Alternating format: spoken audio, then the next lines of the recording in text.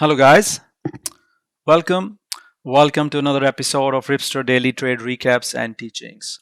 All right, guys. Crazy bearish day on the semiconductors and a lot of other opportunities as well. Today was one of those days where market was filled full of opportunities.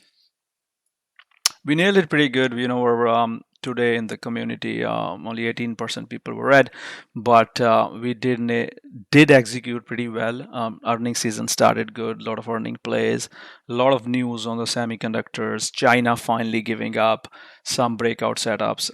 So we're gonna discuss all that. Just before I do that, quick introduction. I'm trying to get the video out a little early today, so I'm gonna do a pretty fast introduction. I go through all the names pretty fast. We have a lot to cover, but I will try to do it as fast as I can. So guys, all these recaps, all these trades, and all these teachings are from any trade ideas that I share in my community, 10 trade group, or any ideas that I tweet out on my Twitter X, or I share with you guys in previous YouTube videos. We trade repeatable setups, be it a swing, day trade, or investment. We always follow repeatable setup and repeatable system. My system, a repeatable system, EMA Clouds, is used by thousands of traders across the world to trade consistently, and we trade repeatable setups. We do not trade anything random. System is how you trade, setup is what you trade. Every morning, me and my team, we create the plan for the day. We create the work plan for the game plan for the day. What you see in the front is today's game plan. We had bunch of earnings, J&J, UNHC, bunch of those earnings. We had news on our marketplace, the semiconductor plays that we trade every day. Then there were little few upgrades and downgrades, and of course during the day in our community we keep eyes. We have bunch of option scanners, 4 or 5 option scanners. We have news, we have news bots, and we have other alerts in the community. We have our trading floor where hundreds of traders are sharing ideas all day on the trading floor. I'm on the voice first few hours, and today I was actually on the voice most of the day, guiding the traders through various trades, various setups, longs or shorts, talking about the market trend, what is moving, what's a good trade, what's a bad trade. So all that I do the guidance live on voice in my community. So all these recaps would be there. So we will go one by one. So this is our game plan. Then we have, in addition to that, we have our day 2, day 3 setups. That's another repeatable strategy that we follow. Sometimes there's a lot of day 2, day 3 setups. Today I personally didn't need to focus too much on day 2, day 3, but we do have other our daily levels for crypto, coin, MSTR, CLSK, and we have our levels that we provide to community for SPY, QQQ, Apple, Microsoft, AMD, NVDA, Netflix, all those. Based upon these levels and using Ripster clouds, you can trade long or short, calls or puts on your own. We cover all this. A lot of this is covered in my teachings that I've been teaching on YouTube for a while. I have more than 600-700 recaps from the past year and a half trades that we have done. Then we also have educational webinars, a lot of my free webinars on my YouTube. Most of my other webinars and PowerPoints are in my community. So anyways, we trade very systematically. This is our trading system. So I'm going to cover a lot of trades today, show you my timestamp guidance. Of course, I cannot show you what I do on the voice, but I'm going to talk about all the other setups today in this recap. All right, let's start. All right, let's start with the SPY QQQ. So SPY, as you know, that SPY QQQ has been running crazy since that breakout of all-time highs, and then QQQ was running as well. Today we'll talk about semiconductors separately, but semiconductors were the main reason for the market sell-off, and then we'll talk about that in a bit. But let's just see how our SPY QQQ trades were. Let's look at SPY QQQ. So till about 10 a.m. there was no trade in the market in the SPY QQQ. Both were bearish at the start of the day, making lower highs versus the pre-market highs, right? There's never confirmed long. And same was for QQQ. They were kind of not doing much until 10 a.m. 10 a.m. is my repeatable, one of my repeatable strategies and repeatable concepts that I teach, that I've been teaching you for some time, that there's always a pivot after 10 a.m. So today it was a 10 a.m. shorts, right? So 10 a.m. shorts, and then it was short all day. Ripster MTF Clouds helped with a midday flush as well. We'll talk about that in a bit. And then we also had same midday flush on QQQs as well. So as you can see, as soon as it was 10 a.m., So didn't really do much before 10 a.m. But as soon as this was 10 a.m., we started to break under Ripster MTF. Ripster 3450 clouds. You can see right here, 10 a.m. So that's my 10 a.m. concept. I tweet about that often. 10 a.m. Right. So that's where we start to break down, and then we start to flush, and that's when I say we are both short. Both SPY and QQQ are short now. Just watch the pre-market lows. If that breaks, we're gonna probably fade a little bit more as well. I did tweet about that as well. Let me see. So you can see that even on Twitter, when it turned bearish, I told everyone that it has turned bearish. You can see that right here at 10 a.m. when I told everyone it turned bearish. And at the same time, VIX was getting strong. So that was another signal. You see VIX was getting bullish here. So you know that the market is going to be weak. 10 a.m. concept telling us it's bearish. Pre-market lows breaking, clouds breaking, VIX is strong. So we know that, it's bearish. So you buy the puts, you buy the puts on SPY, or you buy the puts on QQQ, or you can long SOXL, which is a semiconductors, or you can see that how semiconductors were pushing right over the bearish semiconductors was pushing. So there are many ways you can trade the market, with the options or the leverage ETFs. I cover that in my SPY QQQ webinar. So after that, the first target was always MTF clouds. The first target was MTF clouds, and when QQQ breaks the MTF cloud, you still hold, and you hold for 100% ATR. QQQ went to 140% ATR, SPY went to 110% ATR. So you can see that my guidance here on SPY QQQ, timestamp guidance right there. We talked about that SPY, if banks are heavy, SPY will have tough time bouncing. So that's it. That was easy trade. A lot of our traders, were short the market, and we shorted the whole bunch of other stuff like Meta, AMD, and literally a lot of other trades we shorted with the market.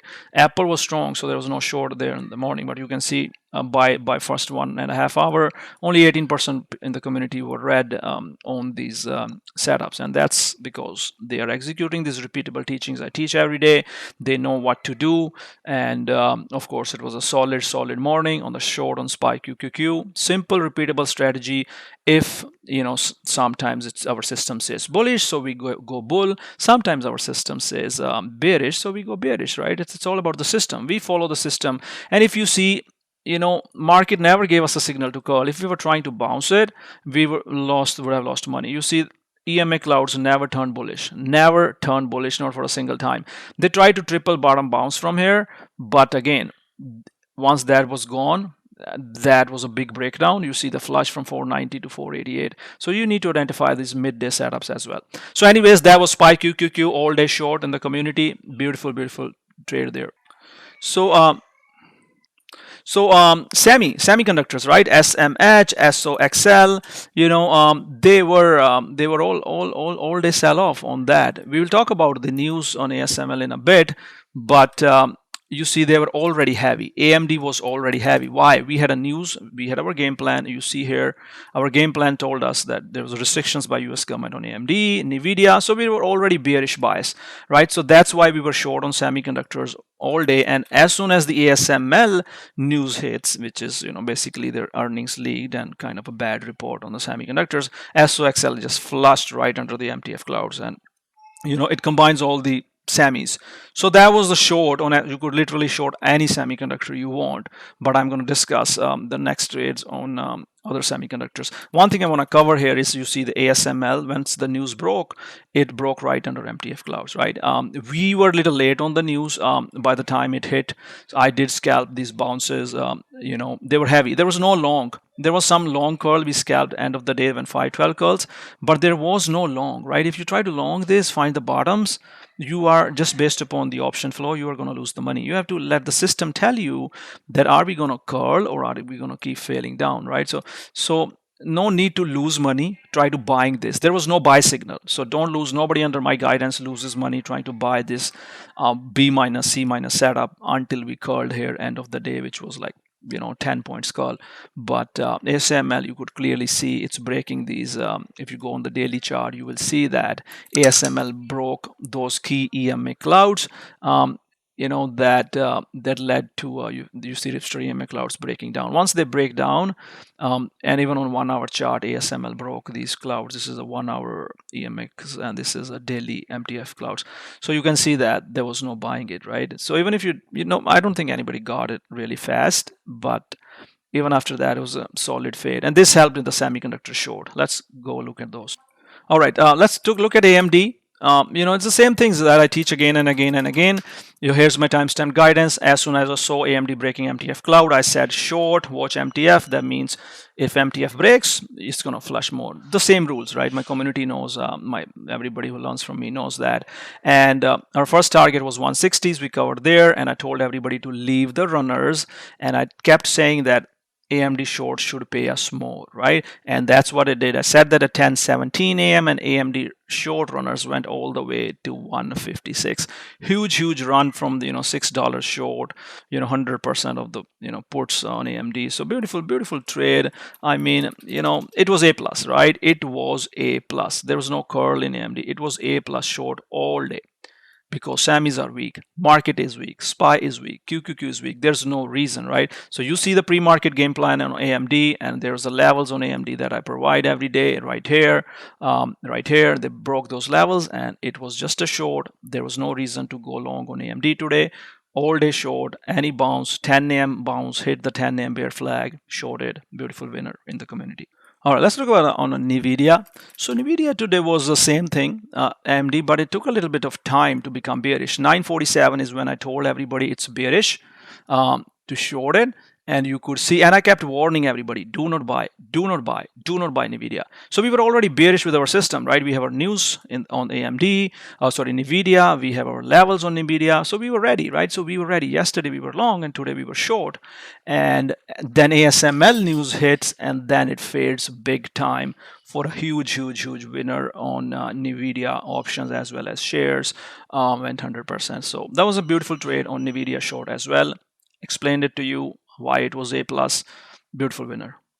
So next one we're going to talk about is Meta. Again, why was Meta short? Because Meta was breaking MTF clouds right here, right? It's not only about the MTF clouds, you need to see the levels. Now SPY is heavy, QQQ is heavy, so Meta has a big range, so it's a good, beautiful short under MTF clouds. 580 was my first target, and we did meet our 580 target by the time it was 1050, right? So we met that, and then there was a curl. I alerted the 512 curls on MTF clouds as well. That was a nice long trade with your risk at 582. You could easily make nice $4-5 risking $1. That was a good risk reward trade, and you exit when it breaks 512. So you see how we short under the MTF, and then how we curl at the 512 cloud. So beautiful trade on Meta. All right, the next one we're going to look at is ENPH. So ENPH was also on our game plan. Let's look at ENPH. So ENPH, I told everybody trade versus 100. Trade versus 100, right? Under 100 is a psychologically bearish. As a concept I have been teaching for a long time. So as soon as the market opened, I said ENPH short from the game plan, watch the pops, and and it just faded all day. We did lock most of the profit because it was a profitable trade, but you can always leave some runners as long as 512. There's no reason to long or fully cut, because if you hold your runners as long as Ripster 512 clouds does not curl, you will get huge winners. And look at that, right? Faded from right away from 98 all the way to 91, right? So another easy short. So many opportunities to make money in the market on the puts today. So next one we're going to talk about is WBA. So that's the Walgreens, WBA. So Walgreens was a long at open. We had our game plan here. Let's see. Walgreens and earnings, neutral bias, only long if 9 holds. So that was my game plan. And as soon as I saw the strength that opened, right away I told everybody WB is a long. You wait for the pullback, 512 longs, 1060. So almost like risking, right? You're risking like 20-30 cents and you're making like $1. So WBA, easy, nothing crazy. Will be watched for day 2 push as well. Was an easy winner there as well.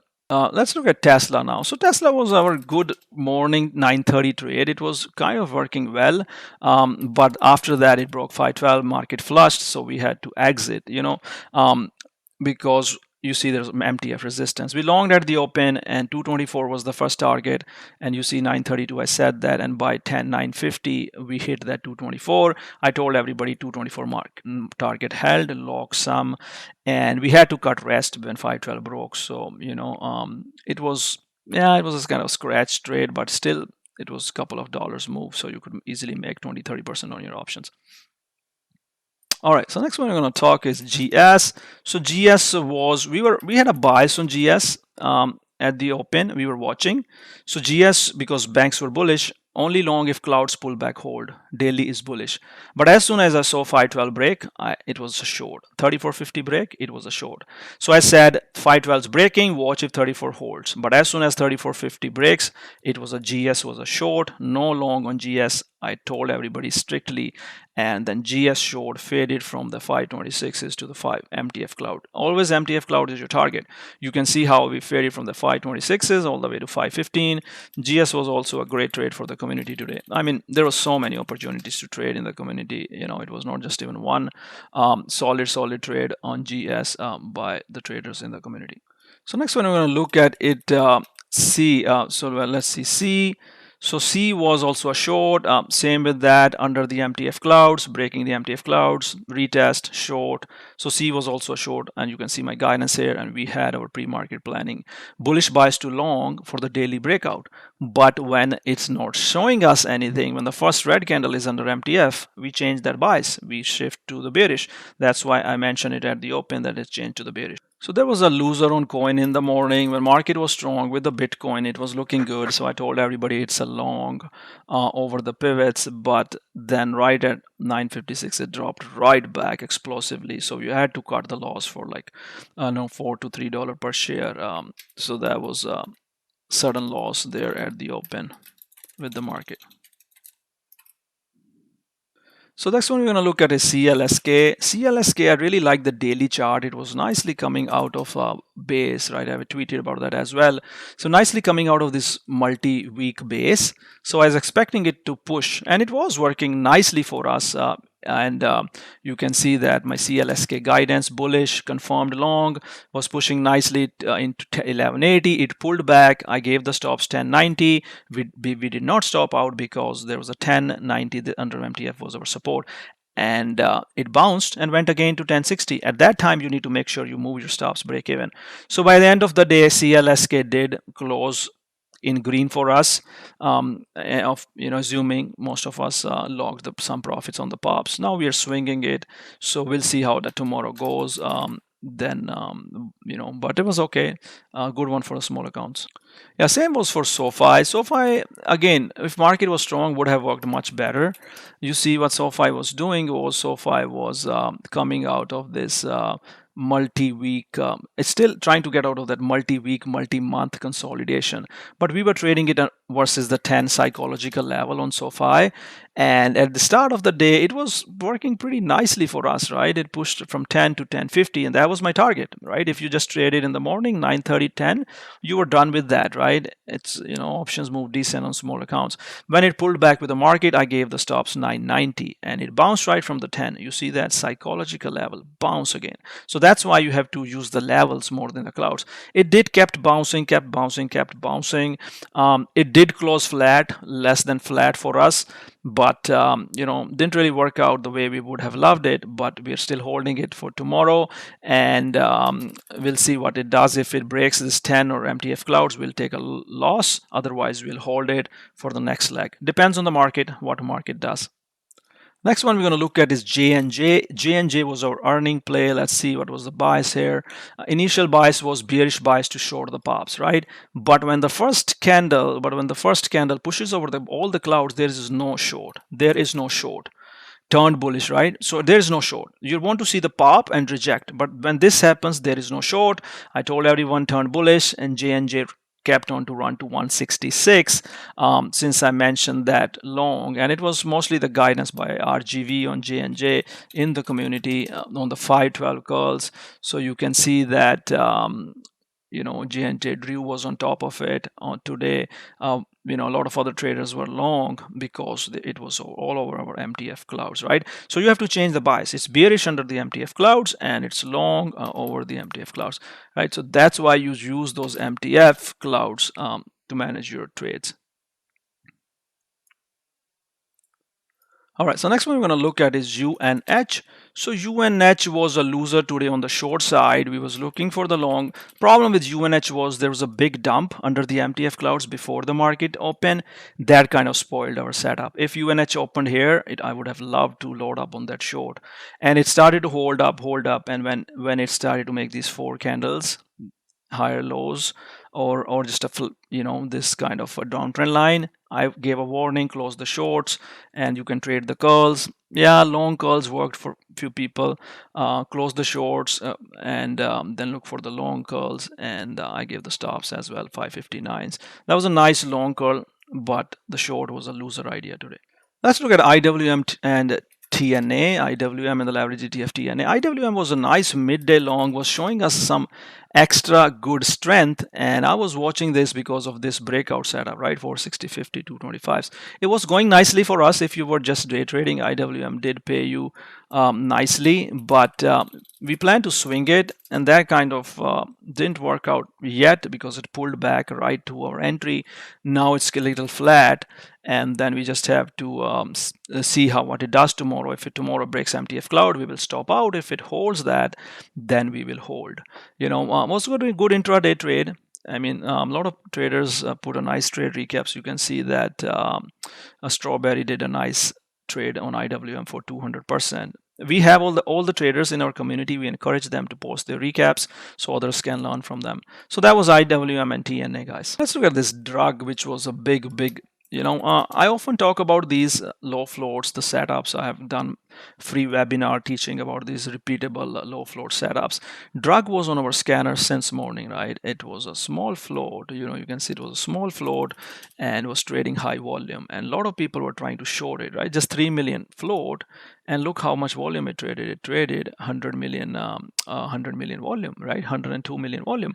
So it's never a short when something is trading so long. Our scanners was screaming drug all day. We were busy.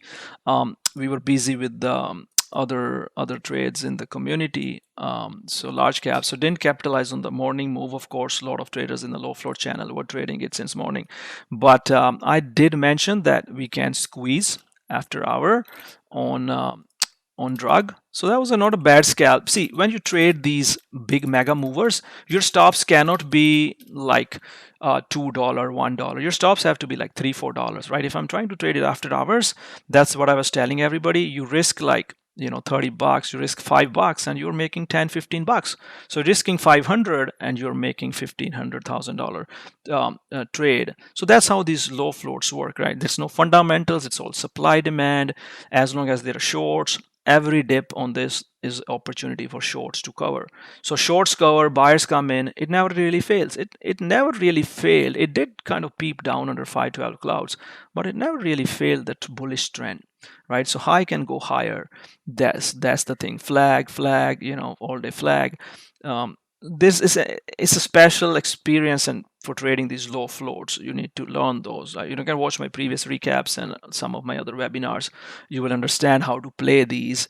You can't just size huge and put a dollar stop, right? You put your dollar stop, it's going to stop you out and keep running. Look at the EMA clouds, how they are running, right? So anywhere you're trading, your risk should be at 512 clouds right here. If you see this reclaim, you add right here. Your stop should be right here, 21 and then 25.75, right? So I've been talking about this after hour squeeze. You can see that shorts are stuck, 100 million volume, and a lot of us traded it. I said that you just trade 50. I did say that we might see 50, and it did hit the 50 target. This might ignite the low floats. So we will keep eye in coming days for the opportunities, but there's sometimes too many random low floats running, so you just have to be careful because they can be dangerous. And I did tweet out something about something called low float mechanics. You should go to my Twitter and you should read that low float mechanics, and it explains how these moves occur, right? So I explain it in a big thread, so you should definitely take a look at that. So next one we're going to look at is just a quick look at China. Okay, so I discussed yesterday that even though I personally did not trade it, but I discussed yesterday, you see when China moved under the 1 hour clouds right here, you see it was a bearish. It tried to get over 1 hour clouds, but yesterday again it turned under the 1 hour clouds. So that means the tape has changed. From the buyers, sellers are in control. So these sellers are in control. So these sellers are in control right here, right? So I did mention that in the community as well. In the morning, China 512 rejects. Most of them are shorts. They are in sell mode. They are no longer buying those dips, right? And all of them mostly faded. Queb faded, Baba, small range, but regardless, it faded all day. PDD, little choppy but faded all day, and Baidu faded all day. So those were the China plays, right? So just understand when is the time to long and when is time to short. Still bearish mode. Still all of these can go lower before they find a basing and try to bounce. China broke this 20 EMA MTF today as well, so it's still is over 50 EMA, so we'll see what it does. But you can clearly see how the MTF break down. So understand that. So once you understand that, you will make a right decision to when to long and when to short and when to try to buy something, just rather than just buying blindly.